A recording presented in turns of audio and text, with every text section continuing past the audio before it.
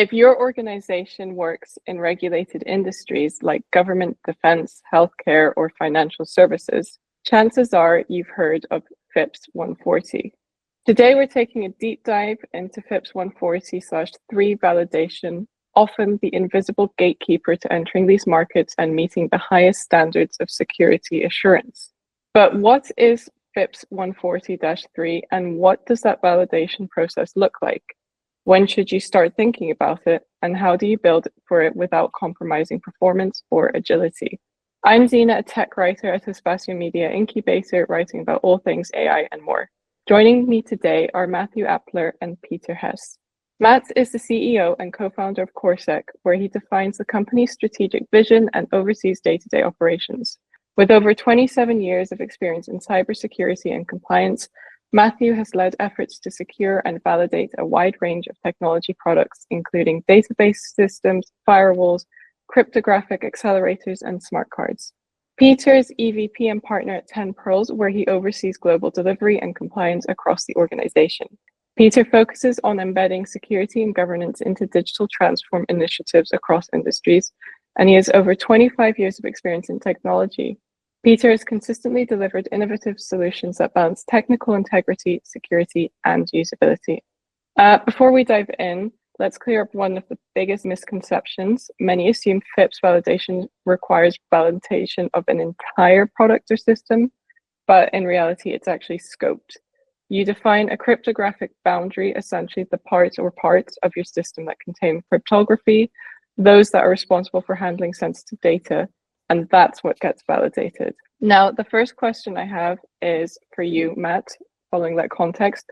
Can you walk us through what FIPS 140-3 really is, why it's important for today's products, and how organizations should approach it from the start? Absolutely.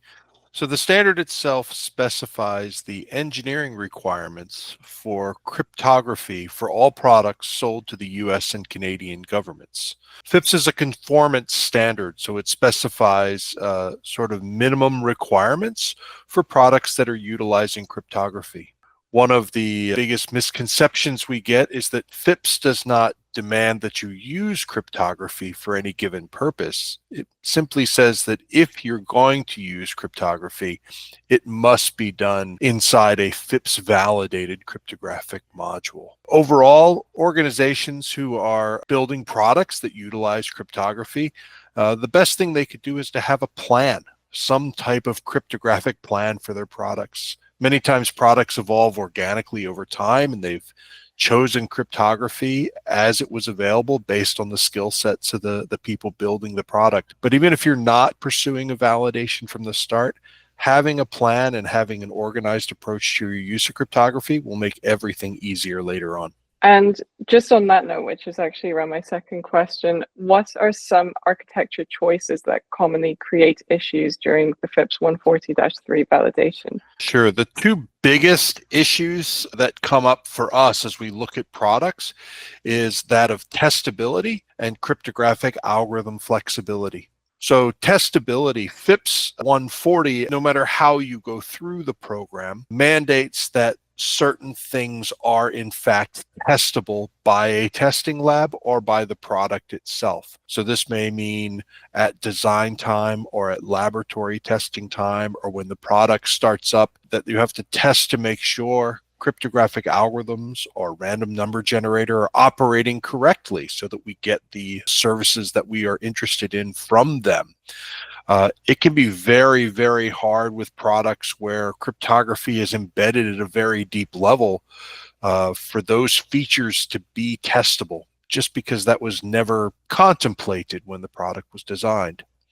The second area is algorithm flexibility. FIPS 140 specifies a set of approved algorithms.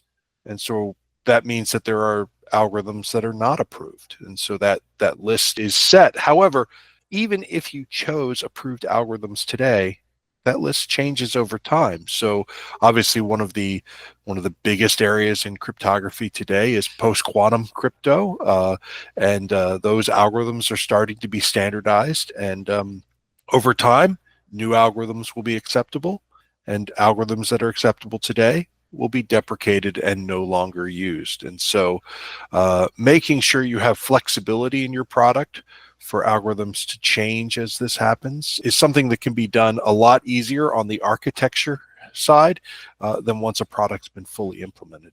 Wow, so it's like a really, really forward-thinking, long-term planning kind of Absolutely. approach that's really needed. So then going over to you, Peter, how do we help clients factor FIPS 140 into product roadmaps without derailing agility? Well, just to continue on with some of the things that Matt laid out, there's some, I think, architectural decisions that they would want to make, and then some road mapping decisions that they'd want to make.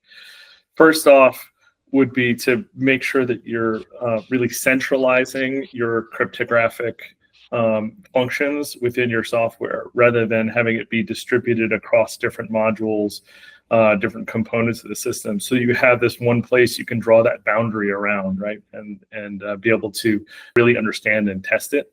That means avoiding things potentially like dynamic loading or plug-in libraries, because it could just be a little bit harder to deal with it. And then also really being very intelligent and very deliberate about how you deal with error handling, right?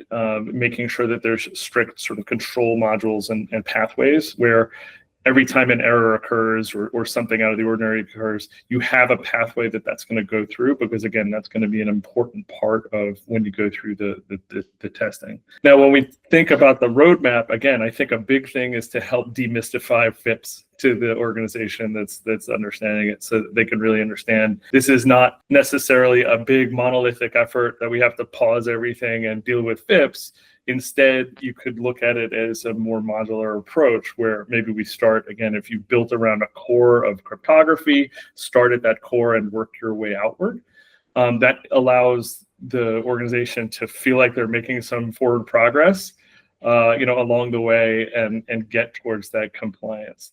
Wherever we can, we want to make decisions in the road mapping to think about this, as Matt mentioned. That means things like making sure you're looking at FIPS validated or at least FIPS compatible components in your workflow, being able to manage around that need for potential changes to algorithms down the road. So don't lock yourself in and assume everything will always use the same algorithm, but be able to change it. Yeah, and then another big thing that we see a lot of times, in terms of the roadmap, is don't forget documentation. A lot of organizations kind of miss that as they're trying to move quickly to market. Documentation is a critical part of the FIPS validation process, and having good documentation along the way is much easier than trying to do it afterwards. And just to be a little clearer on this, because I'm trying to imagine what kind of documentation that would entail. Would that mean just recording every algorithmic decision in terms of designing the algorithm, or what would that documentation look like?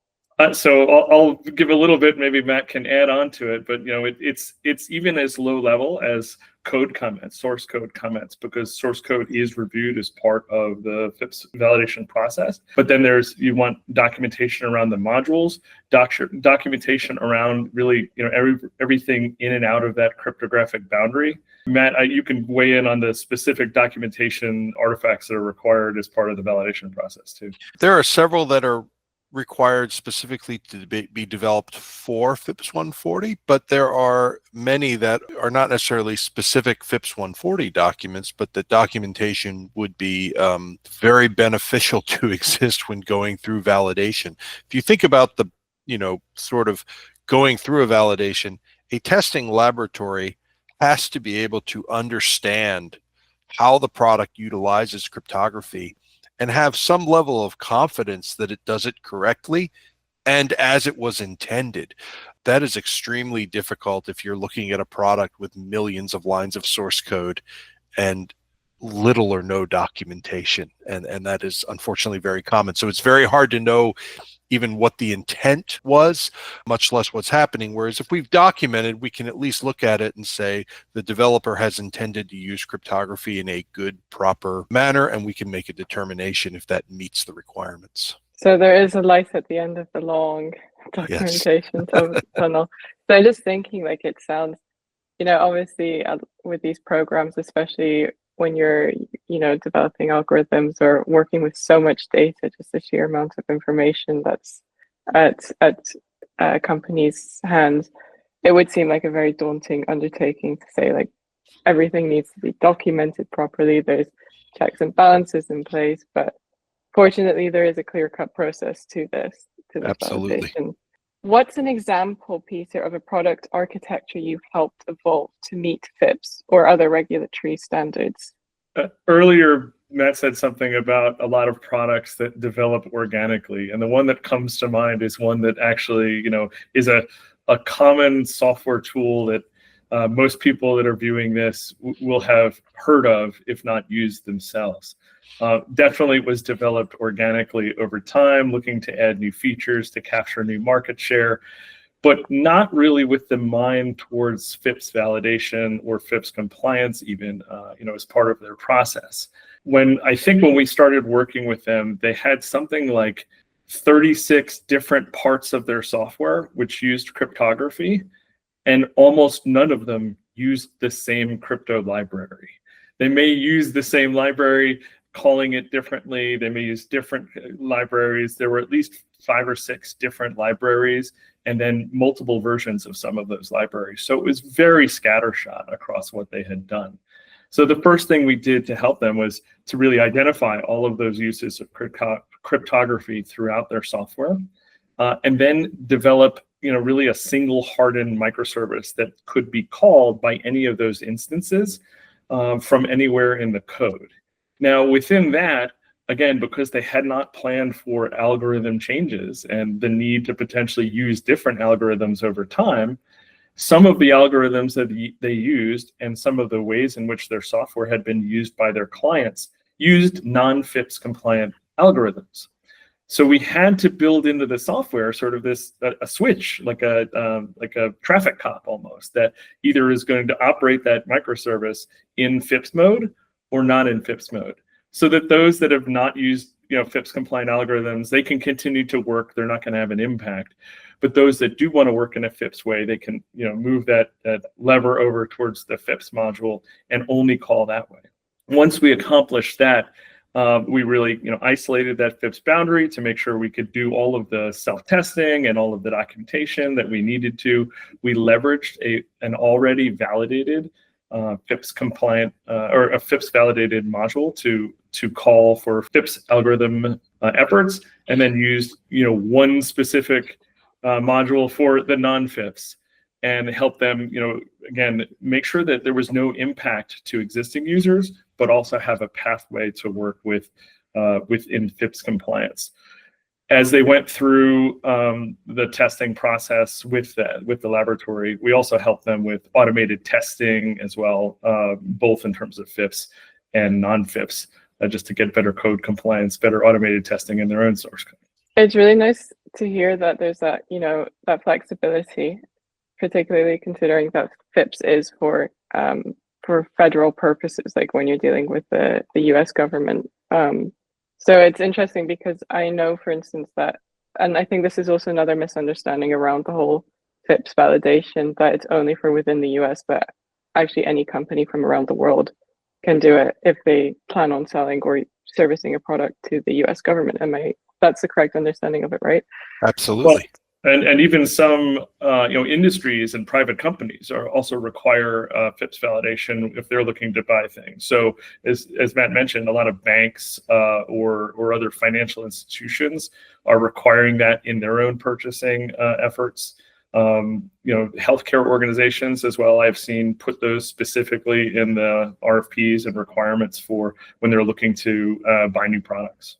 And just to go a little off course here, do you find that sometimes clients or customers you're working with, do they have a few qualms or doubts about, is that one of their uncertainties at the beginning of the process, that if we implement these aspects, then it's going to affect how our users function or what we already have or what we've got going on the site, et cetera, et cetera?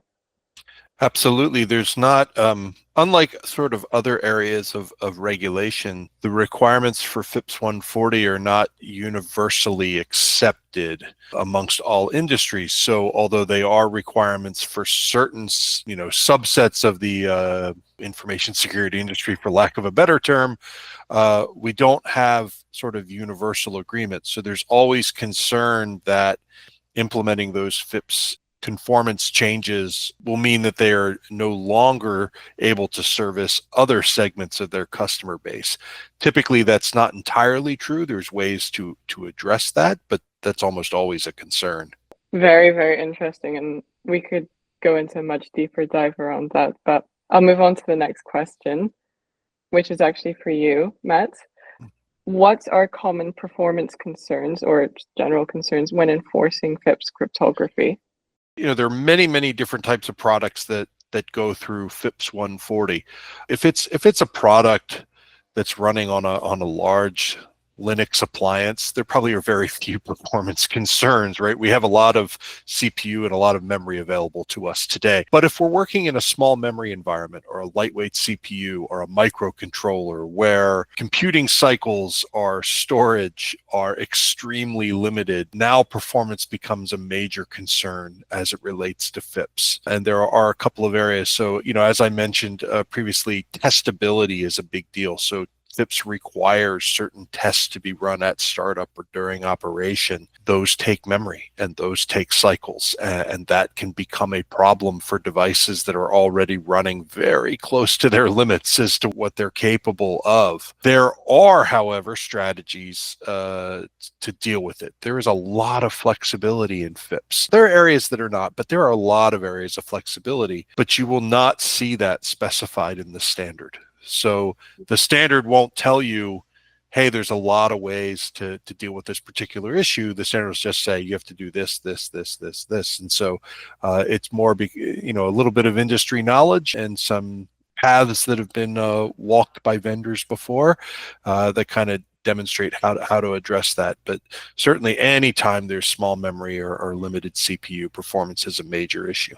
So when you say as well, they lay out they say this is what we need from you, but then there Yep. are many different ways of going about it. So the sky is essentially the limit in terms of. I wouldn't say everything, but there are a lot of we have a saying at Corsec. We like to say there are 100 ways to go through FIPS. 95 of them are wrong.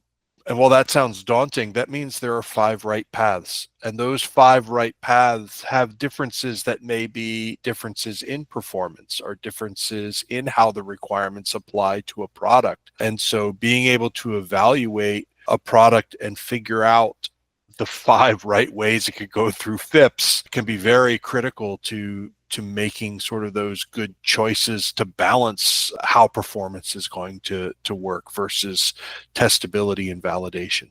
And how do you advise teams to strike the right balance then between performance optimization and adherence to the requirements? I think they have to think very carefully about what the customer base they're targeting and also understand the difference between testability and operation of the product. So Peter mentioned a concept a little bit ago called FIPS mode. This is a very critical one in FIPS and one that's not it's not well documented. It's not really mentioned in the standard. This is more of a concept that allows you to turn on or off certain requirements. This can be done for algorithm selection or it can be done for performance reasons. And so, allowing the end customer to choose how close to FIPS conformance they need to be and balance that with their performance needs can be an excellent strategy for products that are trying to ride that line between performance and adherence to the requirements. There can also be things that one could do architecturally or through very specific choices that could also make a significant difference. As we said right from the beginning, you don't necessarily need to validate an entire product. You could validate subcomponents of a product if it was designed properly, and that can also help with performance needs. I'm just thinking because it sounds like from just hearing about the process as someone who's a complete outsider, it sounds like it can take a long time to even figure out what you're going to validate and which path out of those hypothetical five, as you were talking about, to take. Is this actually a really long process, or can it be done with the right, obviously with the right strategic pathway? Can it be done fairly quickly?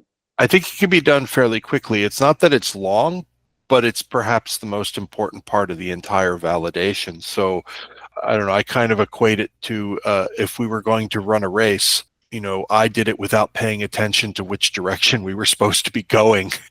And you stopped first and looked at a map and plotted your route. It really doesn't matter how fast we're running. If I'm running in the wrong direction, you're going to beat me by a lot just by maybe taking 5 minutes and planning your route a little bit. So I think this is exactly what happens in FIPS. A lot of times we watch product vendors move directly forward to validating the wrong thing or validating in the wrong direction, and they get very frustrated with how long that process is taking, not realizing that they're running in the wrong direction for half the time. So I think a little bit of planning up front, it's not a long process to do that. Get some expert help and get some planning, at least means you're running in the right direction. Absolutely.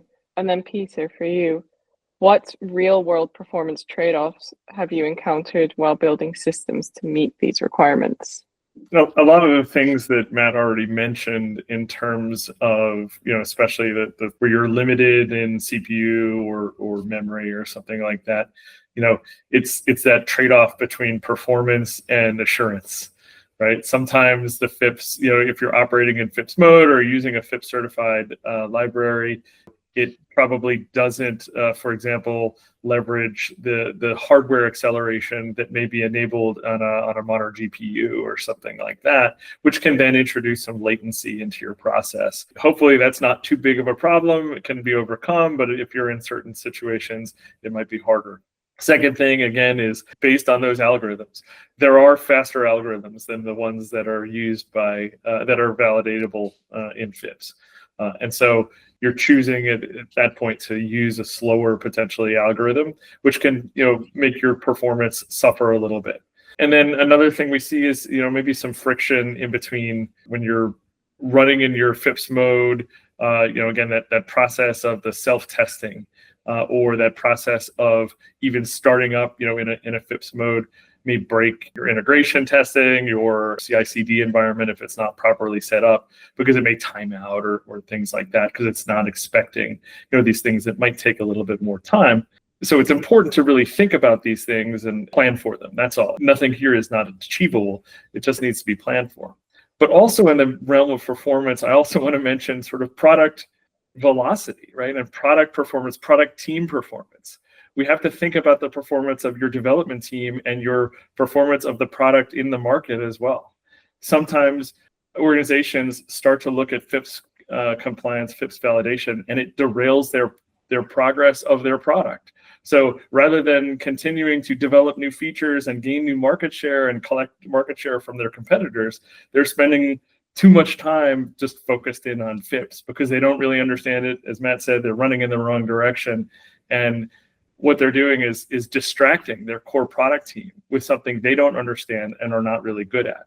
So in this case, organizations like ours are brought in to help provide some of this capability so that we can focus in on helping them achieve the FIPS compliance and FIPS validation and put the pathways and the software in place to help them do that so that their core product team can continue to stay focused on building new features and getting new market share. Just building on the point that you mentioned about the fact that it can sometimes slow down algorithms a little.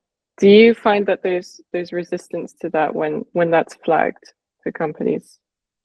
There's always an easy knee-jerk reaction to provide some resistance and say, oh, we can't do this because it slows things down. But again, I think it's important to realize that FIPS requires that you have this capability that is tested, testable, and validated. It doesn't require that you use it all the time. Again, we're running in a non-FIPS mode. If you're concerned about performance, is an okay pathway. You'll never get your product validated if you don't have a FIPS mode, but it doesn't mean you have to necessarily create that burden on your end users every time. there are some of those things that I think are best to keep in the self-testing and things like that at startup. But aside from that, you can be a little bit flexible about how you run so that any of those performance concerns are minimized. Well, that's comforting to hear, especially considering we live in a world where everything just seems to be getting faster. And then my next question is, how can developers benchmark or simulate the impact of FIPS requirements in a module early in the development cycle? This one's for you, Peter.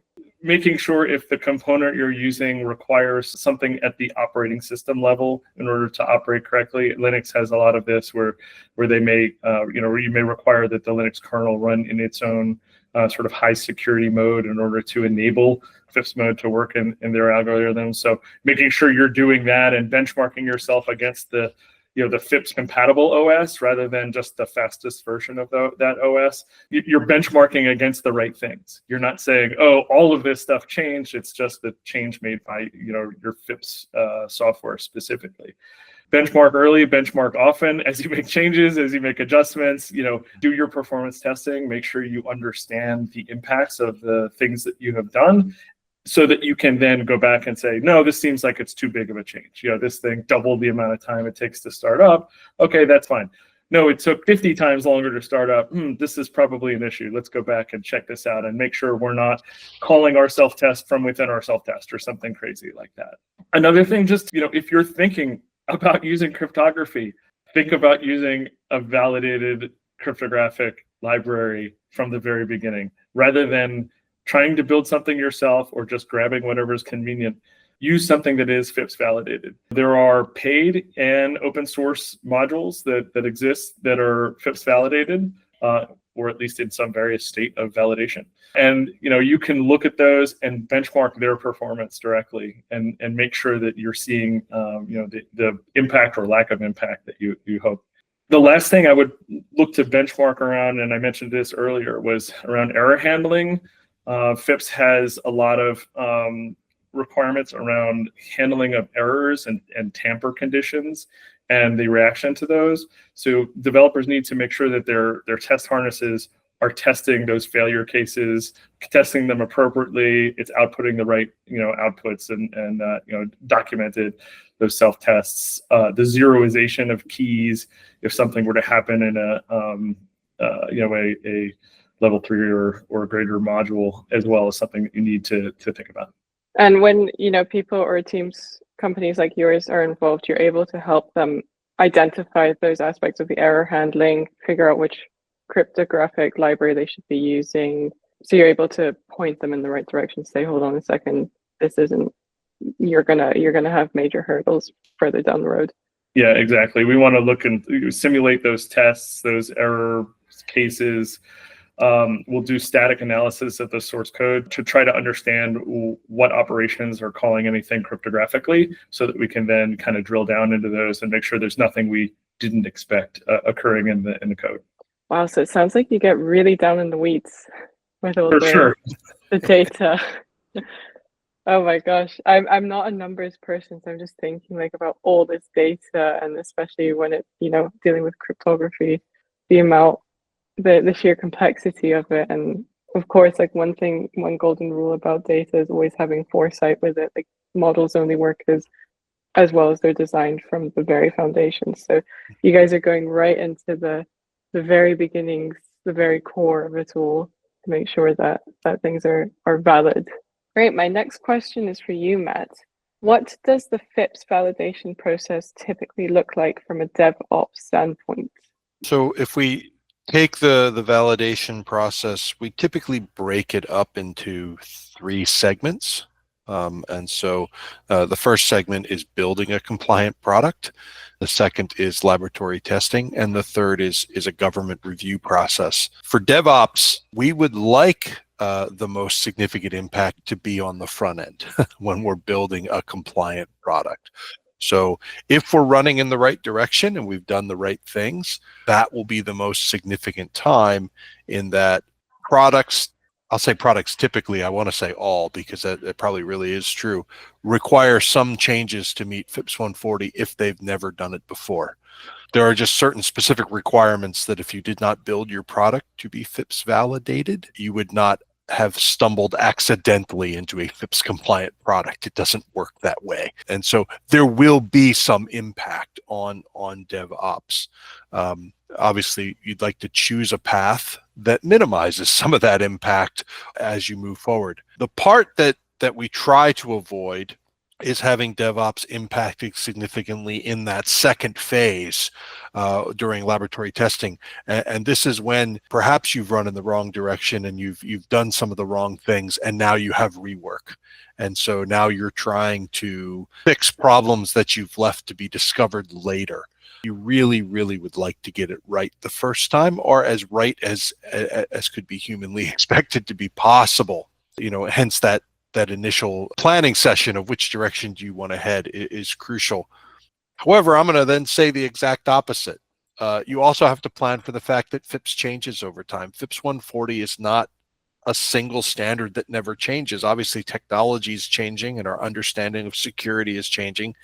And there are areas in the standard that will change, and having some knowledge of what those might be. So we've already mentioned, of course, algorithms change over time. And so there are other areas that would change. And so making sure you plan for that a little bit and have a notion that, perhaps when we get into one of those later phases, certain parts of the standard will change, but maybe we've already done the work ahead of time to kind of plan for that. So overall, I think, if someone heard that a FIPS validation effort, let's just say, for example, they said it was going to take 9 to 12 months, DevOps may look at that and say, oh, we can't afford 9 to 12 months. In an ideal world, they're not working on 9 to 12 months. They're doing their work in the first 2 to 3 months. That's where we want the DevOps impact to be. Well, ideally a nice and segmented timeline. Yes. Okay. Yeah, it sounds to me as well like it can easily be just with like the error in foresight or careful planning. Sounds like you can take 3 steps forward and then like 30 steps back. Yes. In a situation, which I can imagine would be incredibly frustrating for companies who are really keen to get this validation because they want to, start servicing whether it's the US government or like a specific customer or client that requires this validation. You talked about the fact as well, and it's been mentioned a couple of times now, that FIPS isn't a static validation. It's not a static certificate. There are new ones that get issued, like it gets upgraded. I think it's every 10 years or 20 years or so? It's supposed to be every 5 years, but okay. The government does not always meet that schedule. Right. Okay. Well, it's actually quite frequent for a certification to revamp its requirements. Yep. And I know that there's been confusion about, the different forms of FIPS. Like some companies think that, I know that there are levels within FIPS itself, like 1 to 4, and some companies think that these separate levels are actually like separate FIPS altogether, as in the newer. Sure. Like you have FIPS 140/2, FIPS 140/3. Do you find that that terminology, that people tend to be really confused about that? There's a lot of misunderstanding, or? Absolutely. I think, you probably heard me in this talk referring to FIPS 140, generally just trying to eliminate some of that. We get constant confusion on that. The version number of FIPS, which would be 140-3 is the current version, is separate from the level. So you could do a 140-3 level 1 validation.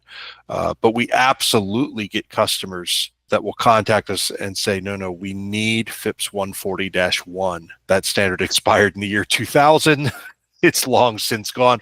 What they probably mean is 140-3 level 1, but the terminology is extremely confusing. It always has been. I don't think that's going to change. And so, yes, a lot of times, one of the services that we're offering our customers is literally just understanding what their customers' requirements actually are, because they may not understand it either. Their customers are just doing the best they can with the information that's available to them. And probably no surprise that, detailed cryptographic standards on a government website are not always easy to understand. Gotta love bureaucracy and sometimes tech terms just get so confusing. You're like, who was behind that, naming that? And then between the levels, like level 4, for instance, let's say, if we're talking about FIPS 140/3 level 4, that would be the very latest. No, We could think of them as sort of high to low, 4 to 1, where 4 is the most requirements, 1 is the least requirements. In reality, the levels are sort of meant for products in different types of risk exposure. So there is no reason that level 1 should be inappropriate for most product types. Product that is going to be out in the public, open. So think of something like a credit card machine at a gas station has a different risk associated with it than a server running in a secured network operations center. Right? Those are two different risk scenarios. And so one of the challenges we have in guiding people to an appropriate level is that often they can't ask the question directly of their customers. So if I came to you and I said, I'm building a product and I want to know what your requirements are, level 1 is the lowest and level 4 is the highest. What's your requirement? Well, you probably are going to tell me level 4 because it's 4 times better than 1. Anybody who knows math knows that. So it's a very difficult question, when in reality, the majority of products validated over the entire life cycle are at level 1. The second most are at level 2. The next most are at level 3. And I think there's been something like 12 products out of 3,000 or 4,000 validated at level 4, almost never used as a set of requirements. So choosing the level is, in sort of in the terminology we've used today, it, to me, is part of running in the right direction and making sure you've chosen appropriately for your product type, your customers, your competition, and you're aiming at the right requirements. Well, yeah, what was it you said? The tiny amount that's being validated to the like fourth a dozen. level? Yeah. That's a very insane. small number. So very, like, those are the ones that require the most security, is it? Or they're the most data sensitive? I'm just trying to grasp this here. Probably the most exposure unattended, where they're expected to protect themselves more than having other people sort of helping in the protection of what they're doing. Okay. Well, fascinating. I'm probably going to go and do a little deep dive after this session into that. To see, whenever you hear something, like it's federally involved, there's always a bit of like, wow, what's that going to be about? Especially when it's data. Like, it's very, very interesting. And then my final question is for you, Peter. How should organizations build CI or CD pipelines that support FIPS requirements without slowing delivery? Well, I think if you want to do it the best possible way and reduce your impact around your delivery speed, is to really separate your release trains, your tracks, from sort of a compliance track and a feature track. In the compliance track, you want anything that's involved in that DevSecOps pipeline, your continuous integration, continuous delivery pipeline, to consider anything that's within the FIPS boundary. Right, within the, so if it affects the FIPS library itself, it affects the self-test, it affects any of the things that are part of that boundary. We want to make sure that that's treated separately than, we added another checkbox on this form or something like that, because you don't want to be in a situation where, as Matt said before, you're on the pathway of working through the lab validation, and you're making a small change to your product, which should not impact your FIPS compliance, but because of a bad structure of your CI/CD pipeline, it potentially could, and you'd have to go back and revalidate that solution. Separating out those trains and then really locking down your FIPS modules, assuming you're using a FIPS validated module itself, making sure you're locking in on a specific version of that. You're not changing that from time to time. You're not recompiling it unless you're in the process of planning to go through a revalidation of your process. Building tests within your process to do dependency checking to make sure you're flagging anything that's related to those FIPS libraries or anything in your crypto boundary. That should let you know that you need to potentially look at rerunning your compliance track of your CI/CD pipeline. So the main point being, if you isolate the workflows related to your validated module, to your compliant module, you can then continue your velocity on the stuff that doesn't affect compliance and continue to do new releases there without impacting anything else, and do so provably, with documentation and with your appropriate consultant and with your laboratory to make sure that is not going to impact anything within the boundary. I'm going to be, this might irk you guys, I don't know, but it was brought up, like I've heard this in a previous discussion I was having about FIPS, this word compliance, because obviously compliance and validation are used very interchangeably, but they're not actually the same thing here. They're not synonymous, are they? No. With FIPS. So compliance, we hear it used a couple of different ways. And so probably the most significant way the word compliance is used is by product vendors who have not yet gone through a validation. I don't want to say we're unique, but we're in a weird place as it comes to cybersecurity, in that if I'm building a house, I don't get to choose whether or not I meet building codes and have it inspected. They literally won't let me build or sell the house if I don't do that. If I'm building a car, I don't get to choose whether or not I want to meet automobile safety standards and have testing done. You're not allowed to sell the car. If I'm building electronic components, same thing.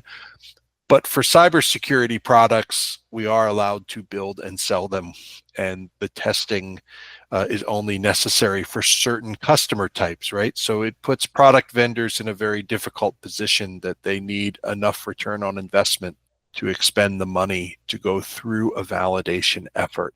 And so they usually start before they've developed enough ROI to go through a validation, but they have some customer demand. They usually start with the word compliance, which has no defined meaning. So often it means they use some of the FIPS approved algorithms, right? So they picked a few of the requirements and perhaps met a few of them. That can cause a lot of confusion because that term sort of becomes normalized, but there really is no definition to it. As a product vendor is now sort of going through validation and having a reasonable FIPS strategy, their use of the word tends to change to FIPS compliance starting to mean all of the things we as a vendor need to do to make sure we can maintain our validation as the product roadmap advances.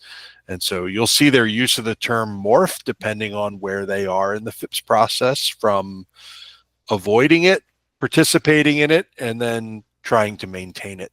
I love how there's so much potential for the easy confusion. So thank goodness you guys can step in to clear all of that up and get people on the right track. But on that note, we've gone through all the questions that I had to hand. So thank you very much for joining in on this today.